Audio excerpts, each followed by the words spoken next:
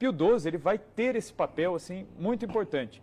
Durante a guerra, ele fica bispo, ainda durante a guerra é nomeado arcebispo, pouco tempo depois ele será enviado à Alemanha, como núncio. Então Pio XII, o cardeal, né, Pacelli, que depois será elevado ao cardinalato, ele vai servir por um tempo na Baviera, depois ele vai servir por um tempo ali especificamente na Prússia, e depois ele vai se tornar o núncio apostólico de toda a Alemanha. Qual que é a função que o Pacelli vai desempenhar ali? Uma função de costurar acordos. Isso ele fez muito bem. Ele fez uma série de concordatas, de acordos, para quê? Para garantir a possibilidade de a igreja ter escolas, então manter colégios católicos, para ter a possibilidade de gerir obras de caridade, hospitais, asilos, orfanatos, para ter a liberdade de culto assegurada e para ter uma garantia de que a formação de sacerdotes ou outros pontos importantes para a vida católica dentro da Alemanha fossem garantidos pelo Estado. Isso ele conseguiu muito bem. E é desta época em que ele ocupou a nunciatura apostólica na Alemanha que os detratores, né, do Papa Pio XII vão começar a levantar algumas calúnias, né? Por exemplo, em relação a um acordo que o cardeal Eugênio Pacelli assinou com o partido nazista, isso no ano de 1933. Então, muita gente questiona, né, como que o Pio XII pôde assinar um acordo com um governo tão avesso, um governo tão contrário aos próprios valores da Igreja Católica. Então, esses acordos do Pio XII com os nazistas é o ponto que os detratores da figura de Pio XII vão dizer, lá, né, ele apoiou. Agora a gente precisa separar aqui muito bem as coisas, né? E qual é o contexto? A Igreja tentando negociar com o Estado, independentemente de qual seja a ideologia do Estado, a Igreja sempre vai tentar negociar e sempre vai tentar garantir os seus direitos e os direitos dos católicos. Foi isso que Pio XII fez. Então, nós temos que separar muito bem a adesão a uma ideologia de uma negociação com um governo que tem uma ideologia. São coisas diferentes, certo? Então, isso tem que ficar claro.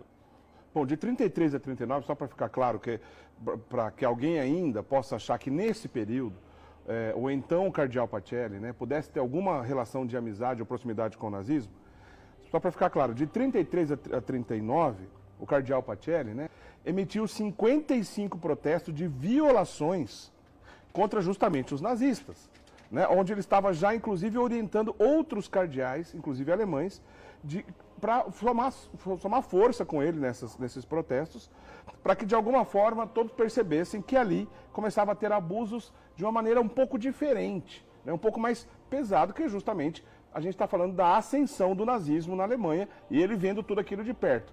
No primeiro período, como núncio da própria Alemanha, e depois como secretário de Estado. Quando o Papa foi eleito, ele foi eleito em 1939, no dia do aniversário dele, 2 de março de 1939, ele é eleito Pio XII. A Segunda Guerra Mundial já estava ali no início, o episódio da Aurora Boreal foi ainda no papado de Pio XI, que Nossa Senhora inclusive tinha previsto que no papado de Pio XI começaria uma guerra pior do que a primeira, e isso aconteceu. A Aurora Boreal, que era um sinal no céu que Nossa Senhora tinha comentado, que a gente comenta isso com calma em outras oportunidades. A Segunda Guerra Mundial, para valer, estava ali começando, e ele é eleito Papa nessa transição. Pio XI, né, que escreveu contra o nazismo, contra o fascismo e também contra o comunismo, ele publicou uma encíclica muito famosa, que o nome dessa encíclica é em alemão, chamada Mit brennenden Sorge, que significa com ardente preocupação. Essa encíclica, ela foi publicada de uma maneira um pouco diferente, ela foi espalhada de uma maneira um pouco discreta para que ela pudesse ser lida num dia específico em todos os púlpitos da igreja na Europa, e foi um ataque diretamente ao nazismo, e o próprio Papa Pio XII, que ainda então era cardeal, né, nesse período, ajudou a redação dessa encíclica, né? Os nazistas, eles tinham uma hostilidade imensa em relação ao Pio XII, tá? Os historiadores alemães, eles dizem assim muito claramente, vários deles, alguns historiadores judeus, inclusive, dizem que havia uma hostilidade mútua entre Hitler e Pio XII. Quando Hitler sobe ao poder, havia um plano muito claro de sequestrar Pio XII na intenção de neutralizar, inclusive, os protestos e a política silenciosa de Pio XII. Que aqui está também uma grande acusação que as pessoas fazem a Pio XII. Ah, mas ele não se pronunciou claramente, frontalmente. É claro, ele era um diplomata. Né? Do ponto de vista da diplomacia, seria muito mais nociva uma proclamação clara e contundente do Papa contra o nazismo.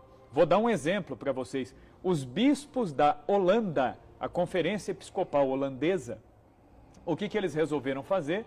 Os bispos holandeses se uniram e combinaram de pregar publicamente e violentamente dos púlpitos de suas catedrais contra o nazismo. O que aconteceu? Quanto mais eles pregavam, mais os nazistas matavam judeus. Foram em torno de 110 mil judeus mortos na época em que os bispos mais protestavam. Está claro que Hitler odiava o cardeal Pacelli, que odiava o Papa Pio XII, né? Ele chamava Eugênio Pacelli, eleito como Papa Pio XII. E porque ainda assim, muitas pessoas até hoje olham para o Papa Pio XII e acham que ele realmente foi conivente com o nazismo, ou que ele se calou em relação aos problemas do nazismo, a ponto de chamar o Papa Pio XII do Papa de Hitler.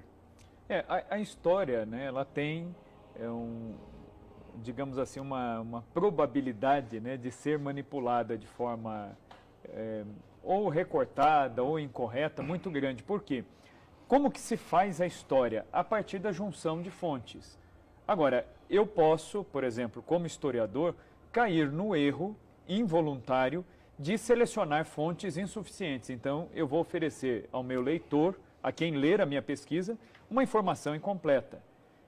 Ou se não, eu posso, como historiador também, e este é o caso de muitos historiadores que falaram aqui de Pio XII, que, sabendo da verdade, recortam a verdade e façam esta versão histórica se acomodar àquilo que eles querem que as pessoas acreditem.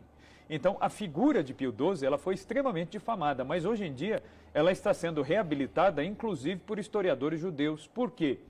É uma questão de honestidade intelectual, de você ir às fontes, cruzar as fontes e observar o que realmente ocorreu. Um primeiro ponto que você citou aqui muito bem. O Pio XII, no tempo dele como núncio apostólico, ele era visto como uma ameaça pelos nazistas. Por quê? Ele articulou o episcopado alemão contra o nazismo. O Hitler, ele subiu ao poder em 1933 pela via democrática. Hitler não tomou o poder. Se você pegar o mapa das eleições de 1933, vocês verão com uma facilidade muito grande que o partido nazista angariou, adquiriu mais votos nas regiões protestantes da Alemanha. A Baviera católica não votou em Hitler. Por quê? Quem estava por detrás dessa influência pesadíssima contra o nazismo? Entre outros bispos, Pio XII. Né? E junto com Pio XII, nós temos também vozes muito sonantes, como a voz do cardeal Van Galen. Né? O cardeal Van Galen, que é beato, né? O beato Van Galen, que era chamado de o Leão de Münster, né? Da diocese de Münster, ele fez 3 grandes sermões fulminando o nazismo. Né? Para a gente ter uma ideia, esses sermões do Van Galen, eles caíram como um raio. Né? O Hitler dizia que durante a guerra, pior do que o ataque dos ingleses era a circulação dos sermões do Van Galen. Né? Tanto é que o Hitler mandava fechar as gráficas que imprimiam os sermões do Van Galen. Do mesmo jeito que ele perseguiu as gráficas que imprimiam os protestos do cardeal Pacelli. Né? Que eram protestos que mesmo depois, quando o cardeal Pacelli já estava na Secretaria de Estado, esses protestos escritos ainda quando núncio da Alemanha continuaram circulando. Então o cardeal Pacelli era uma ameaça real e sendo eleito Papa potencializou essa ameaça.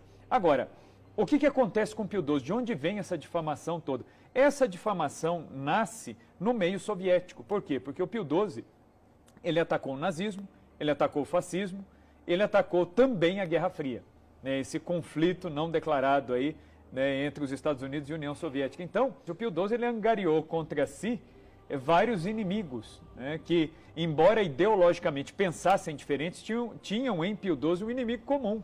Quer dizer, é alguém que ataca a nossa ideologia, que ataca a nossa visão política. E aí, a difamação de Pio XII, ela vai partir de onde? Dos soviéticos. Os soviéticos, eles tinham um slogan que é desonesto, mas não deixa de ser verdadeiro. qual que é o slogan, né? Esse slogan nasceu na época do Nikita Khrushchev, né?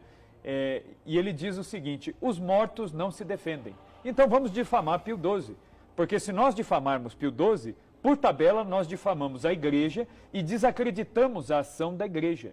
Não é simplesmente difamar a pessoa de Pio XII, mas é difamar o cristianismo, é difamar a igreja, é difamar tudo aquilo que Pio XII representa.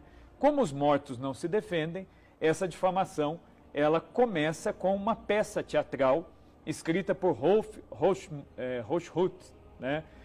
Esse indivíduo era um protestante ligado ao Partido Comunista, que vai escrever uma peça teatral em 1963 chamada O Vigário. Nessa peça, Pio XII, né, o Eugênio Pacelli, aparece como um amigo de Hitler, nazista, antissemita, e que junto com Hitler articula o Holocausto. Né? Depois o próprio autor vai dizer, não, mas isso aqui é uma obra ficcional.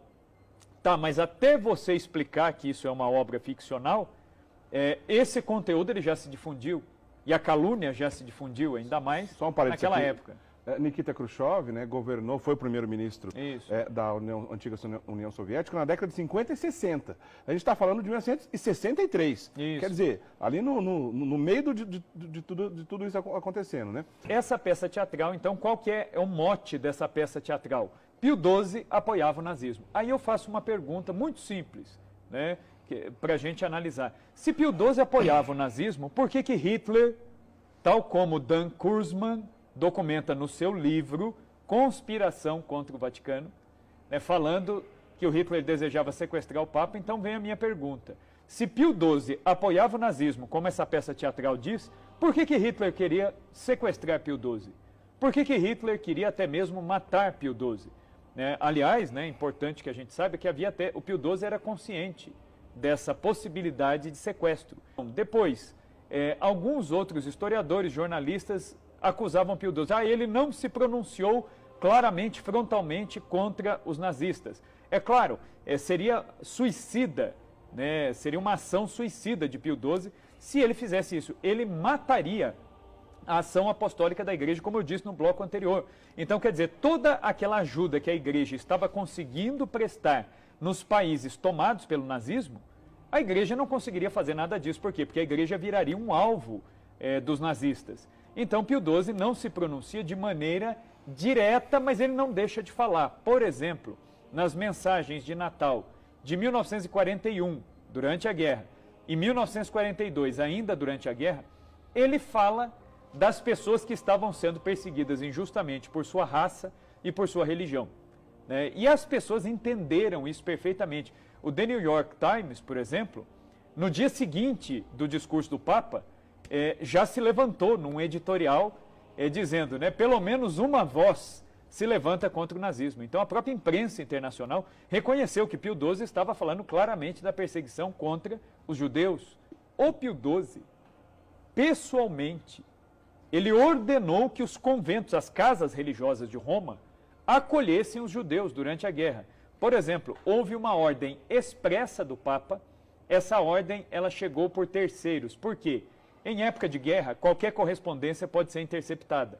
Então essas ordens elas chegavam através de emissários do Vaticano, de camareiros do Papa, empregados do Vaticano, padres, oficiais da Cúria, eles transmitiam. Muita gente fala, mas não tem documentos, né? Havia essa acusação. Não existem documentos de Pio XII. Porém, recentemente, no arquivo das monjas agostinianas de Roma, foi encontrado um bilhete do secretário particular de Pio XII, dizendo: o Santo Padre pede que as senhoras abram um convento para abrigar quantos judeus puderem. Então esse documento ele foi encontrado. Isso aconteceu onde? Só em Roma ou também fora de Roma? Fora de Roma também, em outros lugares. Essa ordem ela se estendeu quase pela Europa toda, né? Mas em Roma especificamente foram 155 conventos que abrigaram judeus. Inclusive o Papa abrirá Castel Gandolfo, que era a residência de verão do Papa, onde ele acolheu 3.000 judeus que foram escondidos ali, e ele cedeu o seu próprio aposento, o seu próprio quarto, o quarto de Pio XII, em Castel Gandolfo, que é o local onde ele morreu, inclusive, na cama onde ele morreu, ele cedeu esta cama para que as mães judias que estavam grávidas dessem à luz aos seus bebês. 42 judeuzinhos nasceram na cama do Papa Pio XII.